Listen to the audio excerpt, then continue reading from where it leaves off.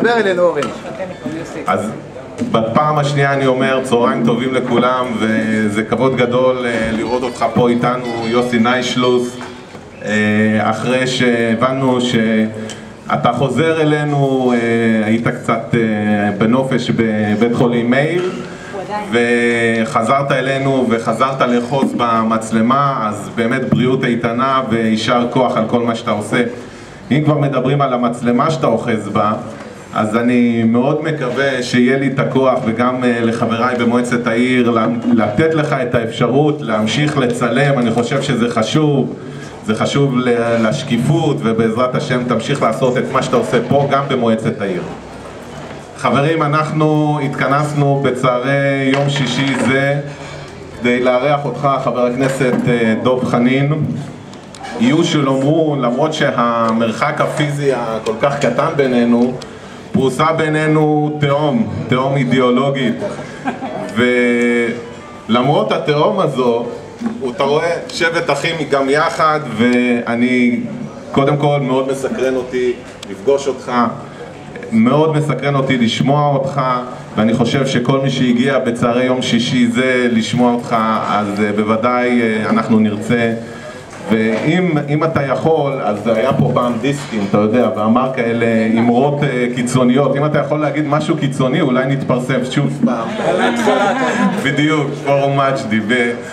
אז בהקשר הזה אני רוצה להגיד, כמו תמיד, יישר כוח למארגנים, לישראל ולדוב ולכולם, כי אם אני אתחיל להגיד שמות, וכמובן לכל מי שהגיע, גם בהחלט כן. ואומרים את השאלות צריך להגיד בסוף, אז אני בכל זאת אחרוג, ואני את השאלה שלי אומר בהתחלה.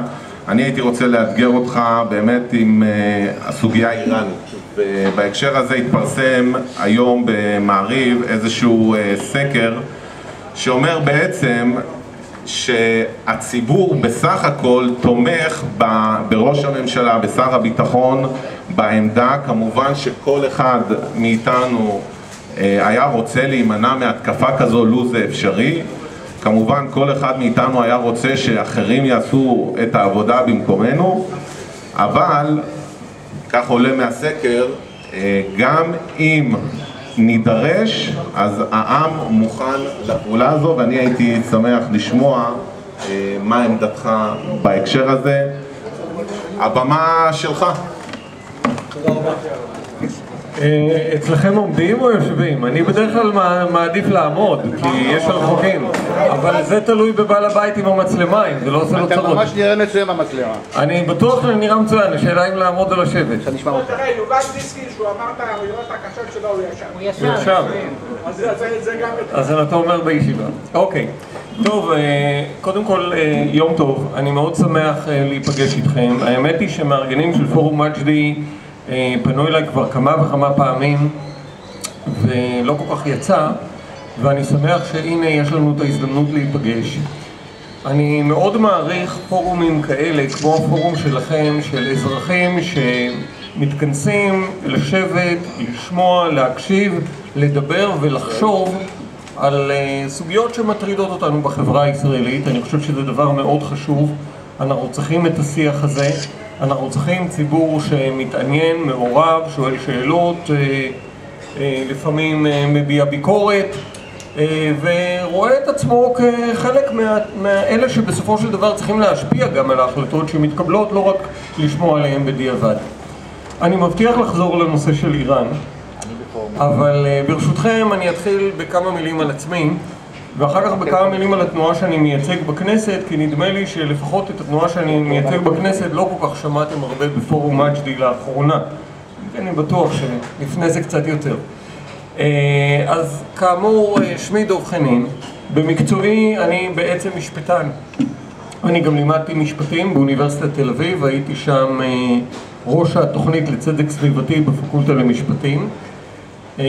גם הרבה שנים הייתי עורך דין, התעסקתי בהרבה מאוד תחומים שקשורים לזכויות, ומעבר לעבודה המשפטית ולזה שהייתי משפטן ולימדתי באקדמיה, הייתי פעיל לאורך הרבה מאוד שנים במגוון מאוד גדול של תחומים ציבוריים בארץ.